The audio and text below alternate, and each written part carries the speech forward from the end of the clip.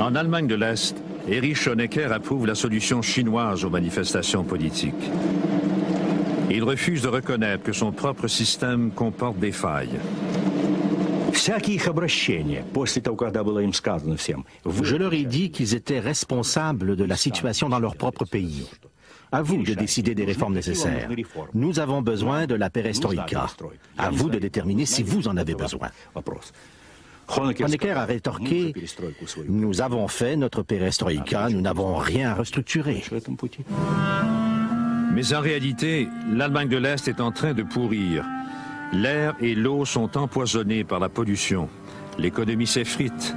La police d'État réprime toute initiative. En public, c'est l'apathie. En privé, on rêve. Wissen Sie, die meisten in der DDR hatten sich eingerichtet, hatten sich zurückgezogen ins Privat. La plupart des citoyens de la RDA avaient trouvé refuge dans leur vie privée. On allait au travail et on veillait à ce que notre vie privée soit protégée. Puis, on se retirait chez soi, avec ses amis, dans son monde privé. On critiquait la société à la maison, mais seulement en présence de personnes de confiance. Cet été-là, les Allemands de l'Est se ruent vers la Hongrie pour leurs vacances. Il y a une issue de sauvetage pour fuir. La frontière de la Hongrie avec l'Ouest s'affaiblit. À Budapest, les Allemands de l'Est assiègent l'ambassade de l'Allemagne de l'Ouest afin d'obtenir de l'aide pour émigrer. Le chancelier ouest-allemand Helmut Kohl a confiance en Gorbatchev. Kohl prévoit soutenir l'économie hongroise si on permet aux Allemands de l'Est de passer à l'Ouest. Il croit que Gorbatchev ne s'objectera pas à l'entente avec les Hongrois. Die hier stehenden Mitglieder, Bürger der DDR, können nicht in der DDR passieren, das Land verlassen. Les Hongrois acceptent que les Allemands de l'Est traversent la frontière vers l'Ouest. Honecker qualifie les réfugiés de parias. Je crois qu'il ressentait un mélange de colère et de mépris complet pour ces hordes de gens.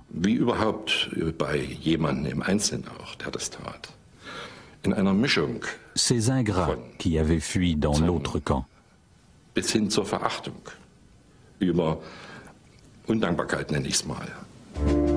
Les réfugiés d'Allemagne de l'Est se rendent en Hongrie dans l'espoir de traverser à l'Ouest. Mais l'Allemagne de l'Est interdit le passage vers la Hongrie. Désespérés, les Allemands de l'Est en fuite se tournent vers la Tchécoslovaquie. Ils se rassemblent à l'ambassade de l'Allemagne de l'Ouest, à Prague.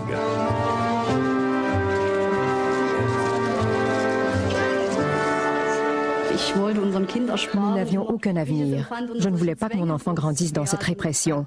Il n'y avait pas que l'interdiction de voyager, mais toutes sortes de petites choses quotidiennes. Quand l'ambassade est pleine, les réfugiés escaladent les clôtures du jardin. Nous savions qu'il y avait beaucoup de gens qui attendaient à l'intérieur, mais nous n'étions pas sûrs si la police s'y trouvait, ou même si la police de la sécurité d'État, la Stasi, était là. Nous longions la clôture en craignant le pire. Lorsque des gens de l'intérieur de l'ambassade sont venus et nous ont dit « Voulez-vous entrer ?» Nous étions abasourdis et nous avons répondu « Oui ». Ils ont ajouté « Attendez, nous allons chercher une échelle ». Nous avons escaladé la clôture. Au début, c'était bondé de monde, c'était effrayant, des gens partout. Plus en plus de réfugiés s'entassent dans l'ambassade et refusent de partir. Je n'avais aucun avenir en RDA. Je travaillais 70 heures par semaine. Je dormais 30 heures peut-être. Ce n'est pas normal.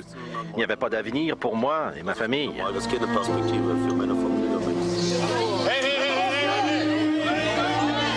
La police tchèque oppose une résistance futile pour endiguer le flot. À l'intérieur de l'ambassade, la surpopulation et l'insalubrité empirent à tous les jours. Les deux gouvernements allemands, de l'Est et de l'Ouest, ne savent plus quoi faire. Le ministre des Affaires étrangères de l'Allemagne de l'Ouest, Hans-Dietrich Genscher, se rend à Prague. Sous la pression des Soviétiques et des Allemands de l'Ouest, Honecker consent à une entente pour sauver la face.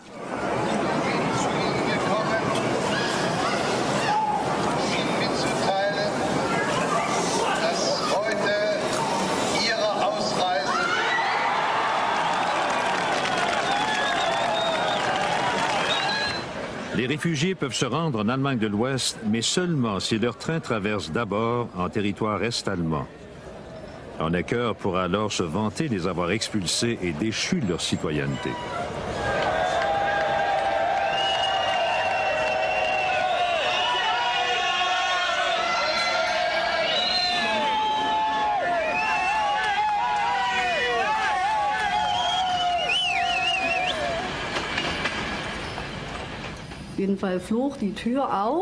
Le train s'est arrêté. 2 hommes ont ouvert les portes. « Bonjour, nous sommes de la sécurité d'État et nous allons maintenant ramasser vos cartes d'identité. » Et je n'oublierai jamais comment ils ont dû se pencher pour ramasser ces documents parce que les gens jetaient leurs cartes d'identité à leurs pieds. On se disait, là voilà votre carte, vous ne pouvez plus me menacer. C'était très satisfaisant. De retour à Prague, une nouvelle vague de réfugiés prend d'assaut la clôture de l'ambassade.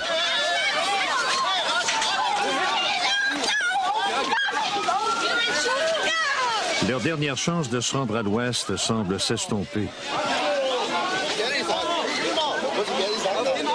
En quelques jours à peine, quelques 5000 personnes s'entassent dans les jardins de l'ambassade.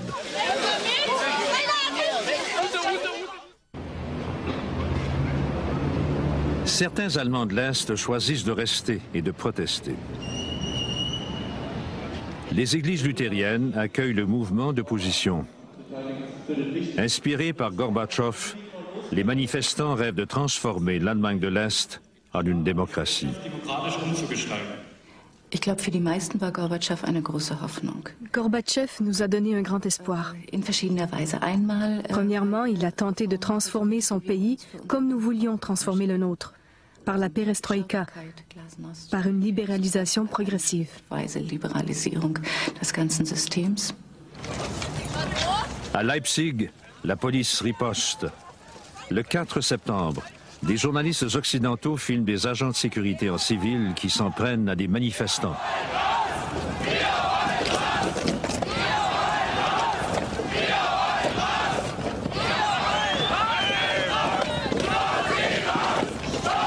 Un nouveau chant de provocation se fait bientôt entendre. Nous restons ici. Nous restons ici, c'était une protestation contre ce que la RDA avait fait, c'est-à-dire de forcer les jeunes à quitter le pays parce qu'ils n'avaient pas d'avenir. Ça a été un tournant décisif et les gens ont dit « nous continuons d'espérer ». Tous les lundis à Leipzig, il y a des manifestations à l'église Nikolai. Elles se transforment en protestations populaires.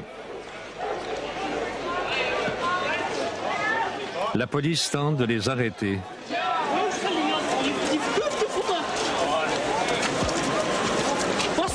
Mais le gouvernement flanche. En bref, nous étions sans voix parce que nous étions impuissants.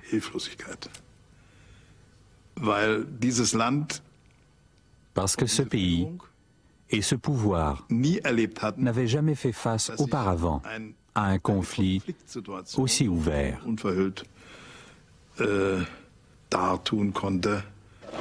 Seul Honecker semble ne pas s'en apercevoir. À la veille du 40e anniversaire de l'Allemagne de l'Est, en ce mois d'octobre, il reste confiant alors qu'en compagnie de son collègue Egon Krenz, il s'apprête à accueillir son invité de marque, Mikhail Gorbatchev.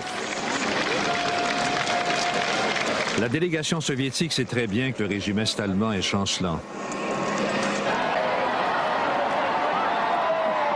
Le spectacle de célébration victorieuse apparente commence. Mais au défilé au flambeau de la jeunesse communiste, les marcheurs laissent tomber leur slogan appris par cœur. Ils commencent à scander un autre nom, Gorby.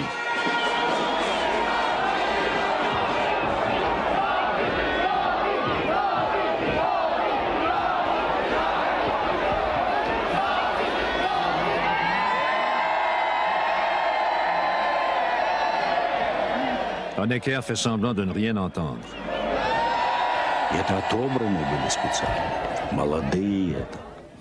C'étaient des jeunes gens spécialement sélectionnés, forts et de belle apparence.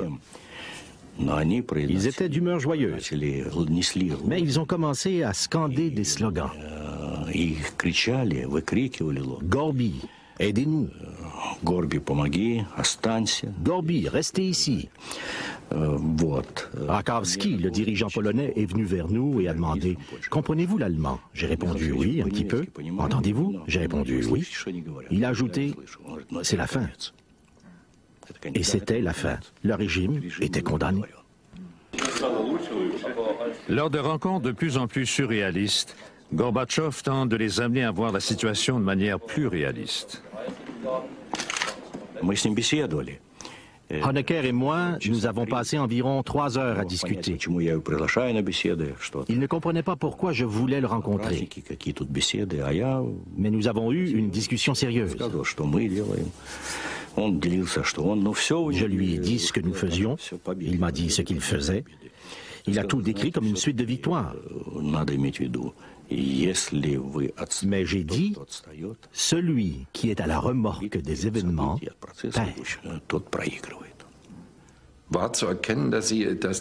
Il m'apparaissait évident qu'ils parlaient tous deux de choses tout à fait différentes.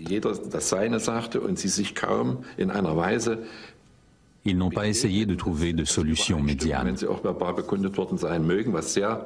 Pendant toute la conversation, ils ne se sont pas entendus sur un seul point.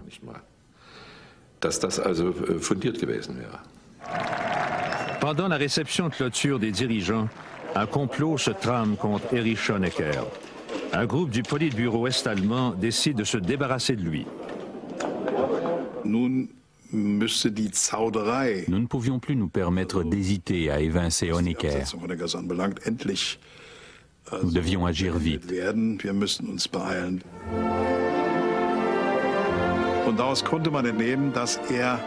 Il était évident qu'il ne comprenait pas ce qui se passait. Il avait une vision autocratique sur ce qui se passait autour de lui. Il ne pouvait pas faire face à la situation.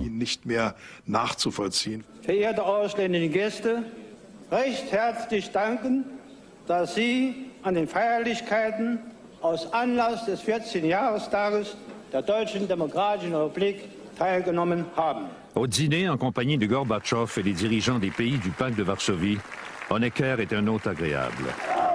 Entre-temps, une foule hostile se masse à l'extérieur.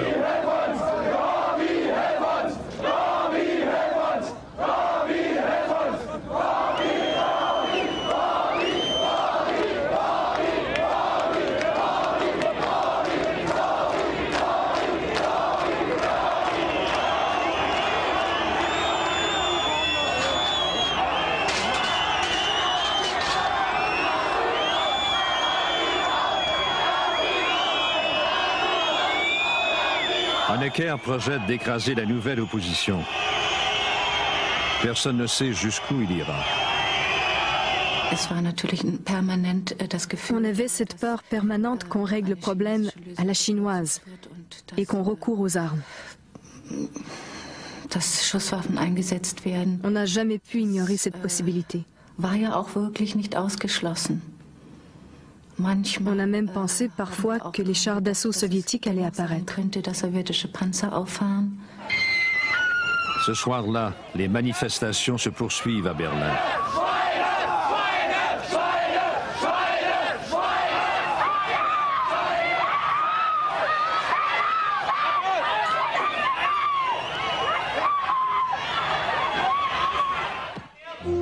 À Leipzig, plus tôt ce même jour, les autorités se préparaient à affronter les manifestants avec des armes.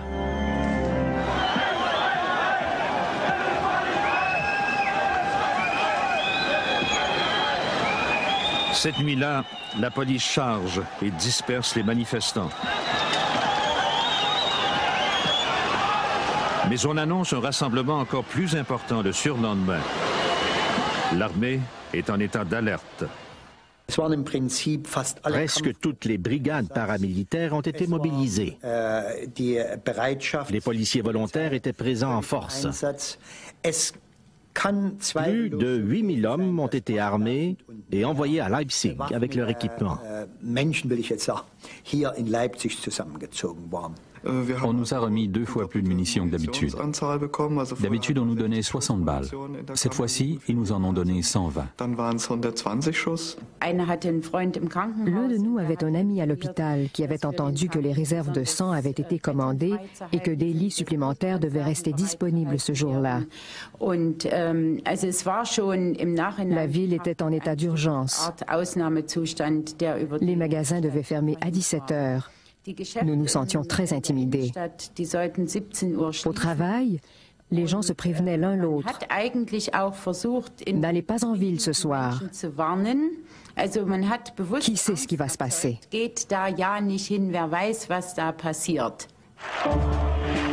Quand la manifestation de Leipzig éclate, les dirigeants du Parti communiste local réalisent que 70 000 personnes sont déjà dans la rue.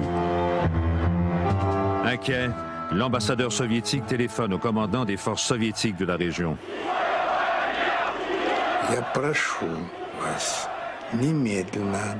Je vous conseille d'ordonner immédiatement aux soldats de retourner aux casernes. C'est le premier point. Deuxièmement, arrêtez toutes les manœuvres. Troisièmement, arrêtez tous les vols d'avions militaires. Et ne vous ingérez pas dans le déroulement des événements sous aucun prétexte. Les communistes de Leipzig supplient l'opposition de discuter avec eux. Puis, ne recevant pas d'ordre de leurs supérieurs, la police est-allemande et les soldats se retirent. La manifestation se poursuit dans le calme. Pour les Allemands de l'Est, c'est le point tournant décisif. Les gens s'embrassaient et disaient « Oh mon Dieu, il se passe quelque chose maintenant ». Et finalement, nous commençons à nous parler les uns les autres. Si nous nous parlons les uns les autres, personne ne va ouvrir le feu.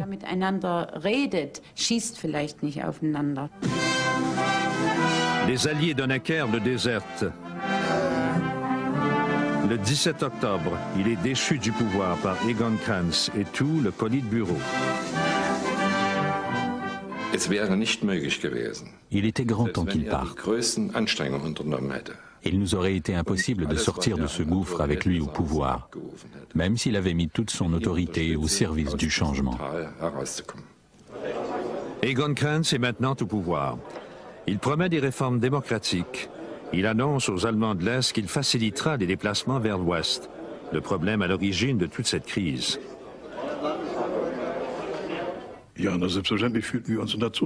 sûr que nous sentions une pression énorme, en tout temps. Nous devions agir. Le 1er novembre, Krenz rend visite à Gorbatchev à Moscou.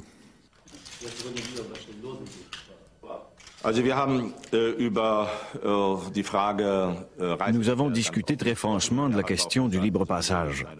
Et il m'a dit, si vous ne trouvez pas une nouvelle formule qui permette aux citoyens de la RDA de voyager, alors ça n'ira pas bien pour vous.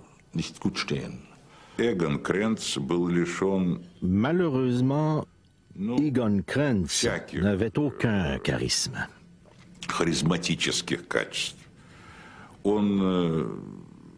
Il n'était pas accepté par la population. Il ne plaisait pas aux masses. Il ne trouvait pas les mots pour parler aux gens, parce qu'il ne parlait que le vieux jargon du parti. En 1989, bien des gens, y compris moi, ne cherchaient plus le dialogue. Je me souviens que nous disions « L'heure n'est plus au dialogue, mais à la confrontation ». Krenz offre en vain de nouvelles libertés. Les manifestations populaires s'intensifient et on réclame davantage. À Berlin-Est, le 4 novembre, 1 demi-million de personnes se rassemblent. Le 9 novembre 1989, Gunther Schabowski annonce aux journalistes de Berlin que les restrictions sur les déplacements vers l'Ouest vont être levées. Le gouvernement prévoit que le changement va entrer en vigueur le lendemain. Mais Schabowski se méprend sur la date. C'est en vigueur à compter de maintenant? Camarades, on m'a dit que la déclaration a déjà été faite. Vous devriez déjà l'avoir. Selon mes informations, c'est à partir d'aujourd'hui, immédiatement. La nouvelle se répand comme une traînée de poudre dans la ville.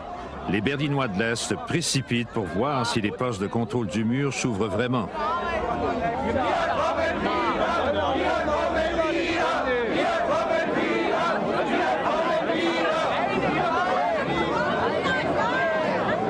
Les gardes-frontières sont déconcertés. Nous n'avions reçu aucune directive de nos supérieurs. Aucune. Juste d'observer la situation. Nous avons tenté à plusieurs reprises de parler à nos supérieurs, mais personne ne nous a rappelés.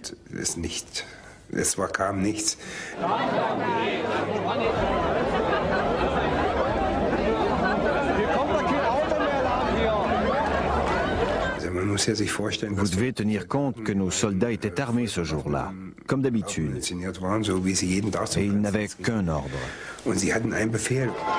Cet ordre, c'est d'arrêter quiconque tente de fuir. Mais la foule est maintenant considérable. Soudain, les gardes cèdent.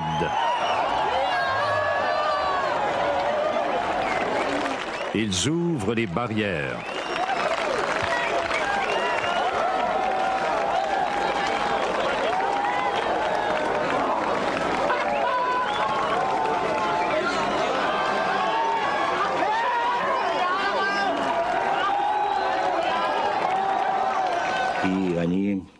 Ils ont ouvert la frontière et n'ont pris aucune contre-mesure. Ils ne m'ont pas consulté ni demandé mon approbation. Das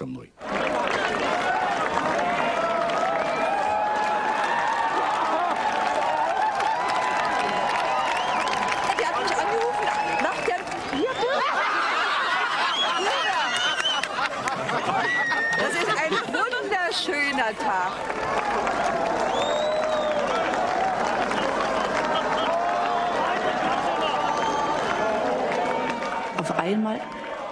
Je me suis retrouvée dans un groupe de gens qui applaudissaient.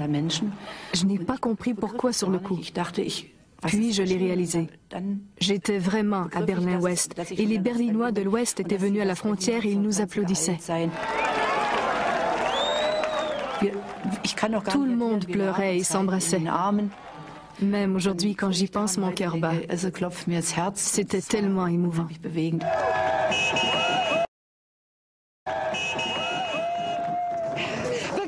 Die wollen mal besuchen, die warten um 12 Uhr. Mal ruhiger. Nur mal gucken. Das ist traumhaft. Und dann wieder zurück. Wann? Ne, heute irgendwann. Oder, also besser gesagt, doch heute. Wahnsinn! Wahnsinn! Was zu toll. Das ist toll. 28 Jahre, das ist die Stunde. Ich bin sehr glücklich. Les Berlinois de l'Ouest arrivent de l'autre direction. Ils commencent à démolir le mur en face de la porte de Brandebourg.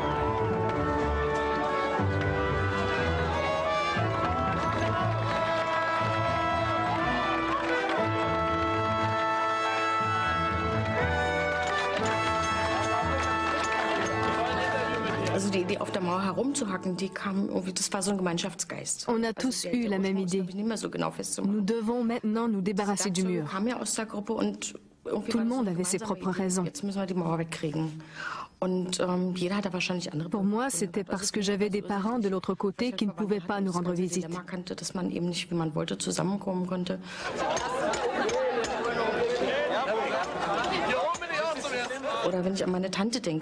Quand j'ai pensé à ma tante et à la raison pour laquelle je n'ai pas pu la voir avant sa mort, ça m'a mis tellement en colère. C'était libérateur de s'en prendre au mur. Der Kommunismus ist gestorben. Wir leben mit drüber.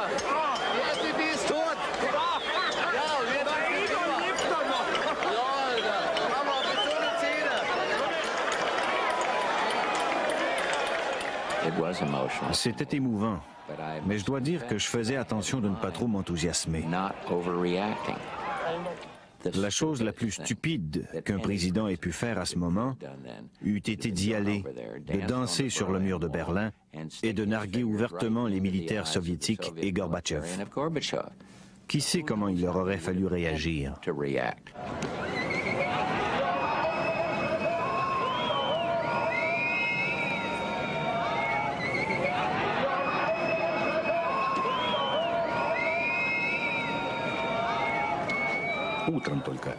Le lendemain matin, on m'a téléphoné. J'ai dit, vous avez pris la bonne décision.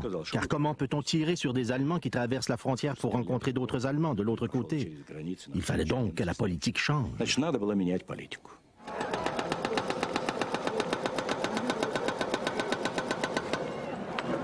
De chaque côté de ce mur, deux mondes armés s'étaient affrontés.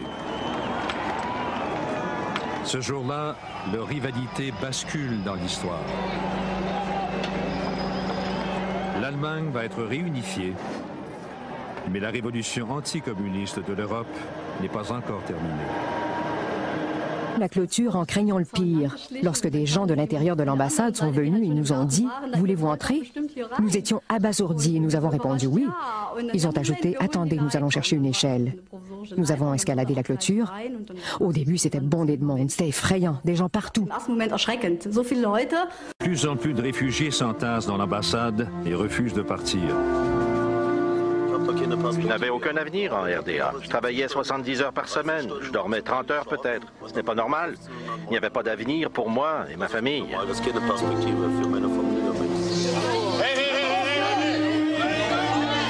La police tchèque oppose une résistance futile pour endiguer le flot. À l'intérieur de l'ambassade, la surpopulation et l'insalubrité empirent à tous les jours. Les deux gouvernements allemands, de l'Est et de l'Ouest, ne savent plus quoi faire.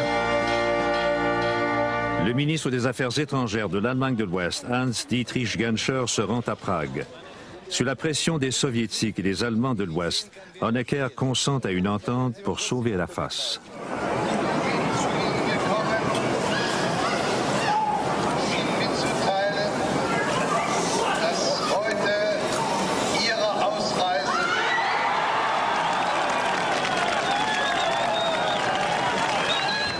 Les réfugiés peuvent se rendre en Allemagne de l'Ouest, mais seulement si leur train traverse d'abord en territoire est-allemand. Honecker pourra alors se vanter de les avoir expulsés et déchus de leur citoyenneté.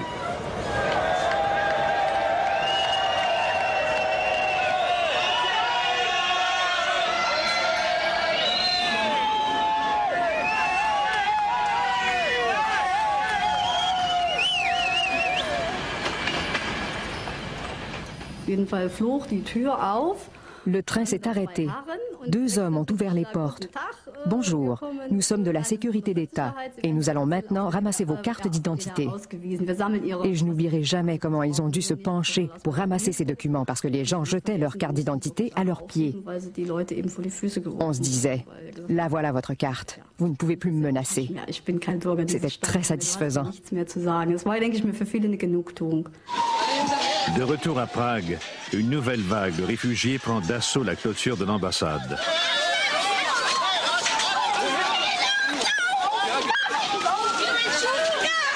Leur dernière chance de se rendre à l'ouest semble s'estomper. En quelques jours à peine, quelques 5000 personnes s'entassent dans les jardins de l'ambassade.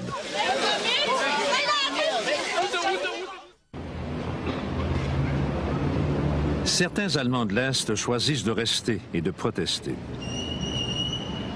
Tout décrit comme une suite de victoires. Mais j'ai dit, celui qui est à la remorque des événements perd.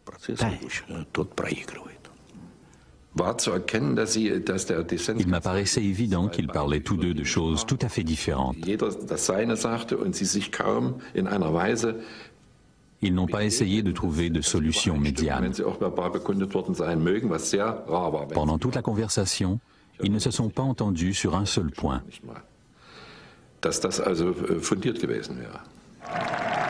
Pendant la réception de clôture des dirigeants, un complot se trame contre Erich Honecker. Un groupe du Politburo est-allemand décide de se débarrasser de lui. Nous ne pouvions plus nous permettre d'hésiter à évincer Honecker. Nous devions agir vite.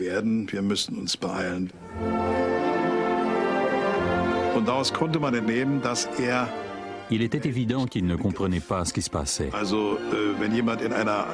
Il avait une vision autocratique sur ce qui se passait autour de lui. Il ne pouvait pas faire face à la situation. Verehrte ausländische Gäste, recht herzlich danken, dass Sie an den Feierlichkeiten aus Anlass des 14. Jahrestages der Deutschen Demokratischen Republik teilgenommen haben. Au dîner, en compagnie de Gorbatchev et les dirigeants des pays du pacte de Varsovie, Honecker est un hôte agréable. Entre-temps, une foule hostile se masse à l'extérieur.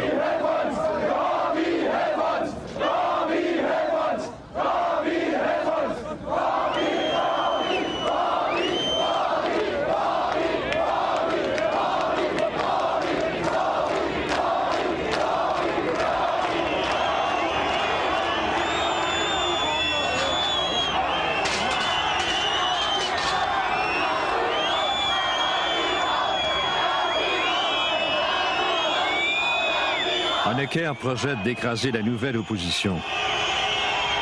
Personne ne sait jusqu'où il ira. On avait cette peur permanente qu'on règle le problème à la chinoise et qu'on recourt aux armes. On n'a jamais pu ignorer cette possibilité. On a même pensé parfois que les chars d'assaut soviétiques allaient apparaître. Ce soir-là, les manifestations se poursuivent à Berlin.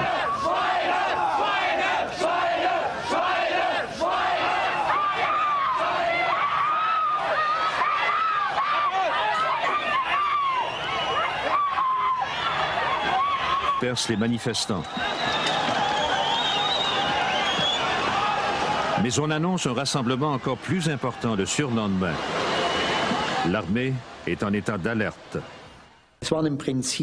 Presque toutes les brigades paramilitaires ont été mobilisées. Les policiers volontaires étaient présents en force. Plus de 8000 hommes ont été armés et envoyés à Leipzig avec leur équipement. On nous a remis 2 fois plus de munitions que d'habitude. D'habitude, on nous donnait 60 balles. Cette fois-ci, ils nous en ont donné 120. L'un de nous avait un ami à l'hôpital qui avait entendu que les réserves de sang avaient été commandées et que des lits supplémentaires devaient rester disponibles ce jour-là. La ville était en état d'urgence. Les magasins devaient fermer à 17 heures. Nous nous sentions très intimidés. Au travail, les gens se prévenaient l'un l'autre. N'allez pas en ville ce soir. Qui sait ce qui va se passer?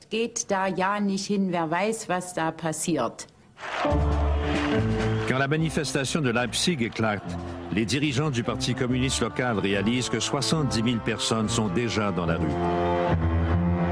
Inquiet, l'ambassadeur soviétique téléphone au commandant des forces soviétiques de la région.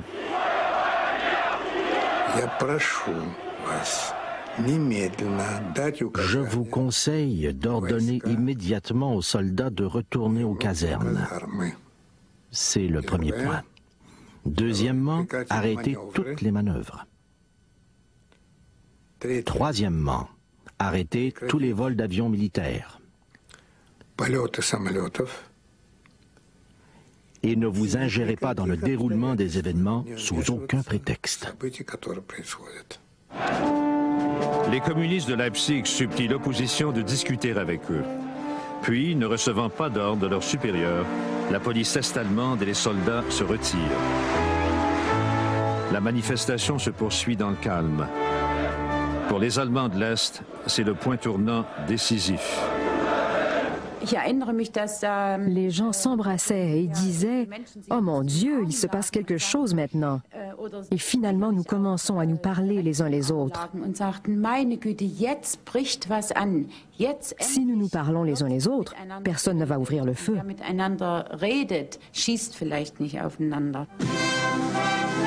Les alliés de Necker le désertent. Le 17 octobre, il est déchu du pouvoir par Egon Krenz et tout le Politburo. Le 1er novembre, Krenz rend visite à Gorbatchev à Moscou.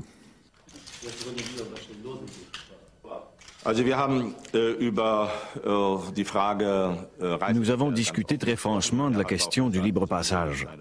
Et il m'a dit, si vous ne trouvez pas une nouvelle formule qui permette aux citoyens de la RDA de voyager, alors ça n'ira pas bien pour vous. Malheureusement, Egon Krenz n'avait aucun charisme.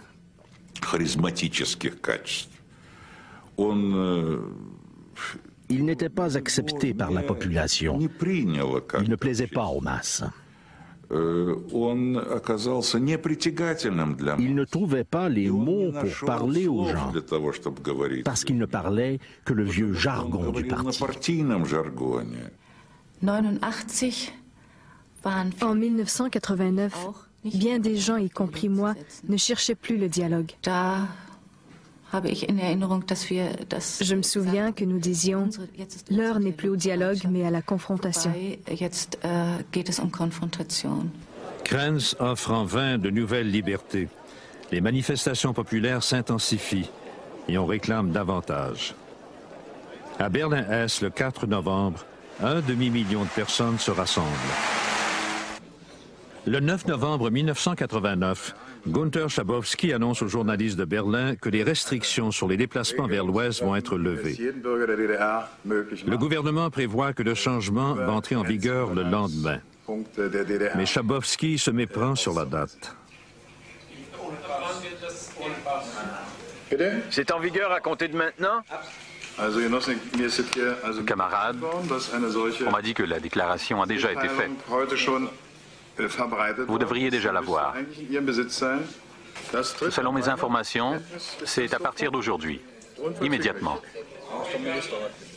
La nouvelle se répand comme une traînée de poudre dans la ville. Les Berlinois de l'Est se précipitent pour voir si les postes de contrôle du mur s'ouvrent vraiment.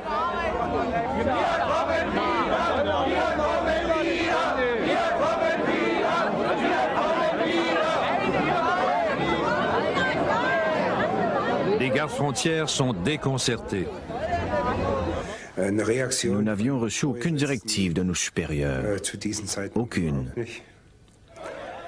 Juste d'observer la situation. Nous avons tenté à plusieurs reprises de parler à nos supérieurs, mais personne ne nous a rappelés.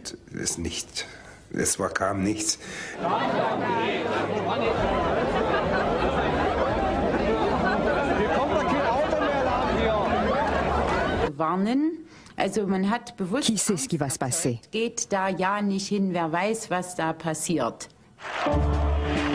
Quand la manifestation de Leipzig éclate, les dirigeants du Parti communiste local réalisent que 70 000 personnes sont déjà dans la rue. Inquiet, l'ambassadeur soviétique téléphone au commandant des forces soviétiques de la région.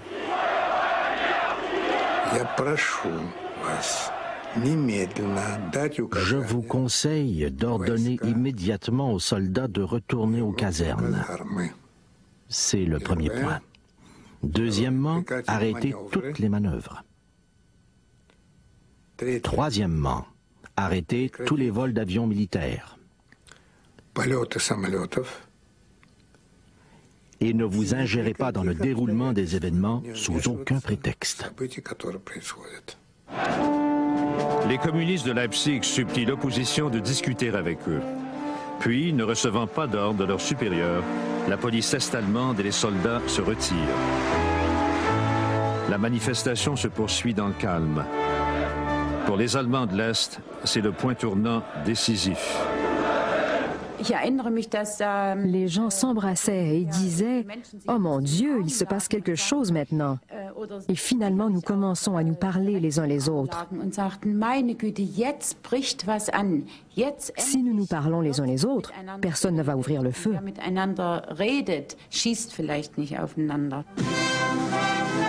Les alliés de Necker le désertent. Le 17 octobre, il est déchu du pouvoir par Egon Krenz et tout le Politbüro. Il était grand temps qu'il parte. Il nous aurait été impossible de sortir de ce gouffre avec lui au pouvoir, même s'il avait mis toute son autorité au service du changement. Egon Krenz est maintenant au pouvoir. Il promet des réformes démocratiques. Il annonce aux Allemands de l'Est qu'il facilitera les déplacements vers l'Ouest, le problème à l'origine de toute cette crise.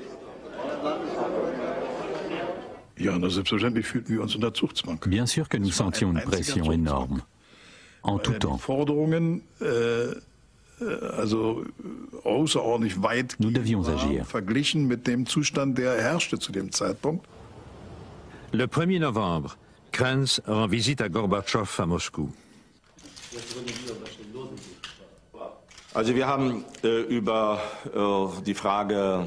Nous avons discuté très franchement de la question du libre passage.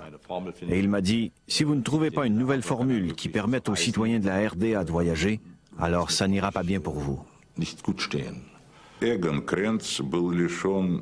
Pour voir si les postes de contrôle du mur s'ouvrent vraiment.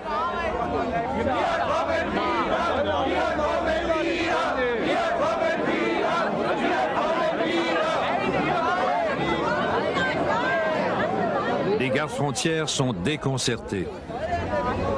Nous n'avions reçu aucune directive de nos supérieurs. Aucune. Juste d'observer la situation.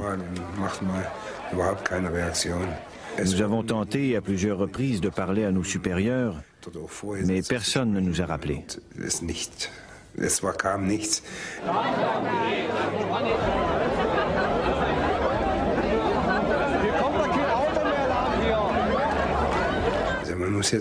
Vous devez tenir compte que nos soldats étaient armés ce jour-là, comme d'habitude, et ils n'avaient qu'un ordre.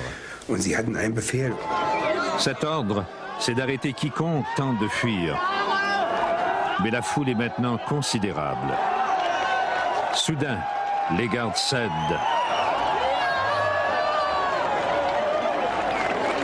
Ils ouvrent les barrières.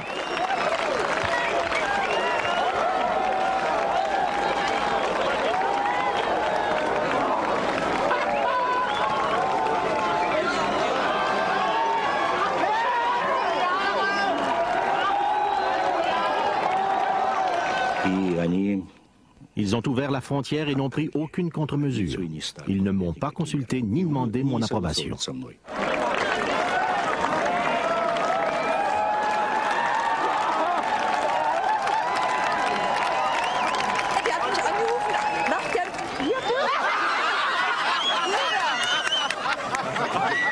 ist ein wunderschöner Tag.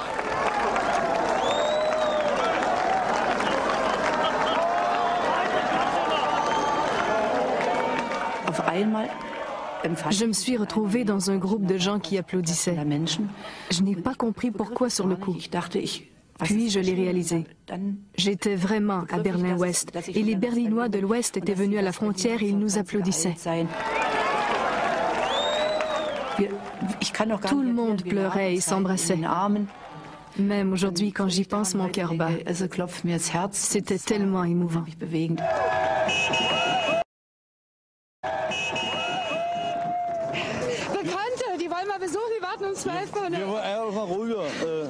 Nur mal gucken. Das ist traumhaft. Und dann wieder zurück. Wann? Ne, heute irgendwann. Oder, also besser gesagt, doch heute. Wahnsinn! Was zu toll. Das ist toll. 28 Jahre, das ist die Stunde. Ich bin sehr glücklich.